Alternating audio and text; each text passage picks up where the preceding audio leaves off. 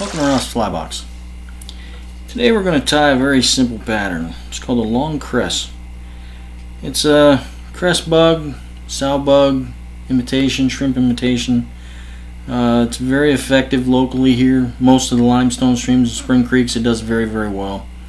It's an easy pattern to tie. You can duplicate it very quickly, and it's a fly that you will go through fairly rapidly when they're looking for it. Let's go over how I tie it. I start out with rusty brown A-dot uni thread, and start your thread.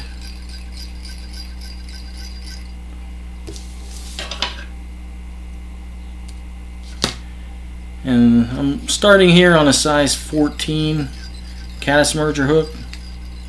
I'll tie this down to 18. And we'll come about to the center of the bend. And then we're going to stop right there.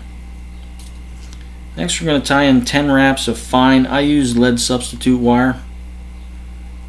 I'm going to start at about the 1/3 point of the shank from the back.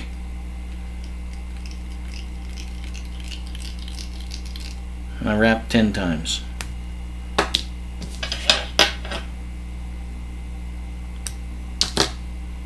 Clip it. And if it's a little bit off, that's about where I want it. And then overwrap it. Build a slight dam in the front.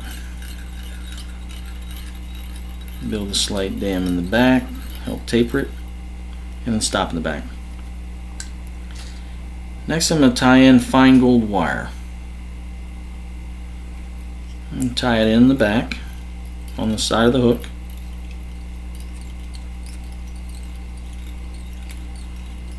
Bring my thread back and stow that wire and get it out of the way.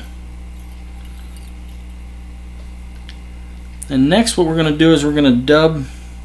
I use natural rabbit hairline hairtron. It's got a little bit of sparkle in it. And I'm going to dub my body. I don't go very dark because when this gets wet it gets darker, so you can go for the light or the dark, either one. The natural rabbit, I like to stick with lighter because this gets like a charcoal gray, and it matches a lot of the sow bugs and scuds that you'll find in the spring creeks here. And dub your abdomen, or body in this case.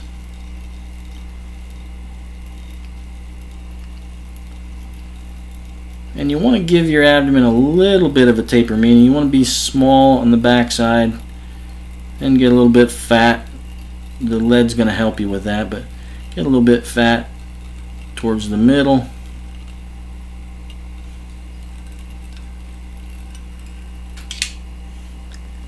And we'll get a little bit more.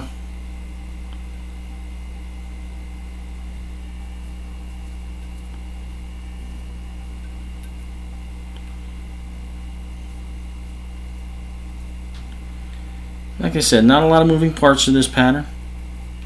It's the way I like a lot of my patterns. No sense in adding difficulty to them if it's not necessary.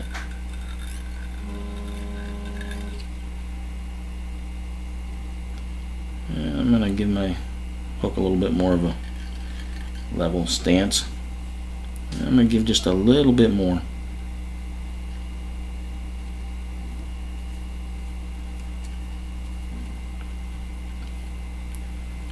I don't want it too sparse towards the front, then it won't balance right. There we go. Now this will pick out. You can pick out legs if you want, but this will pick out naturally as you fish it. And next, I'm going to do something a little bit different than you see for a lot of the scuds and sow bugs. I use tan CDC. I clip the tip. I can show it to you there. So I isolate the fibers, sweep my fibers to the rear, then I measure I want to try and avoid the stem if I can, but I measure to make sure I got at least about a 1/4 inch hanging over the backside, so I have something to hold on to when I do this fly. But I'm going to tie it in at the front first, which might be a little different than what you're used to. Make sure it's anchored there. And then what I'm going to do is, because I don't, with these curved hooks, it can be a little bit of a bugger getting the angle right.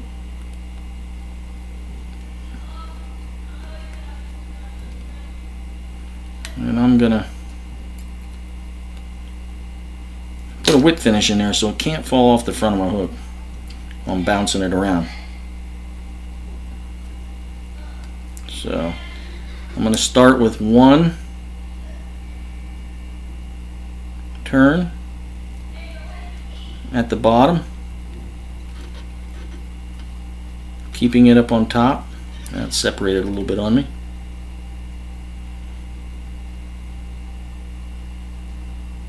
Start with one turn at the base of the hook,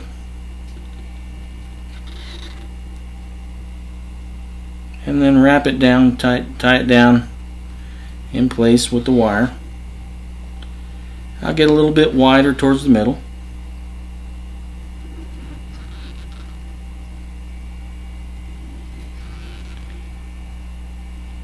And bring it around, and then tie it off. I don't use any plastic ribbing or backing or shell back for this pattern, and I want it to be a little bit spiky. I like the extra movement.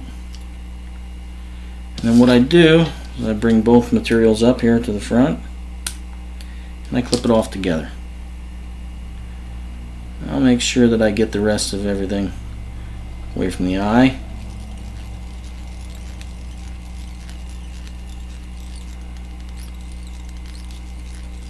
And then I'll build my head. I give this a fairly prominent head, maybe twice the size of what you'd normally put on a pattern of this size.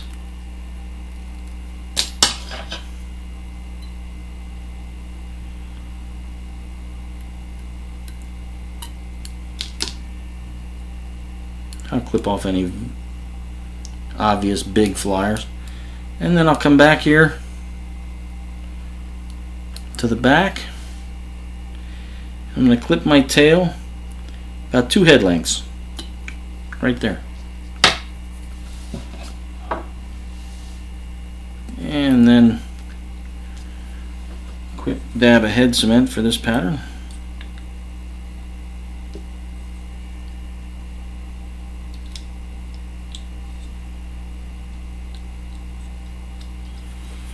And there you go, the long cress.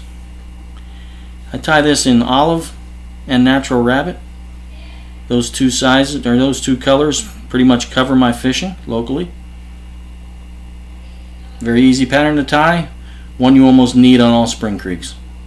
Hope it adds to your box. Thank you for watching.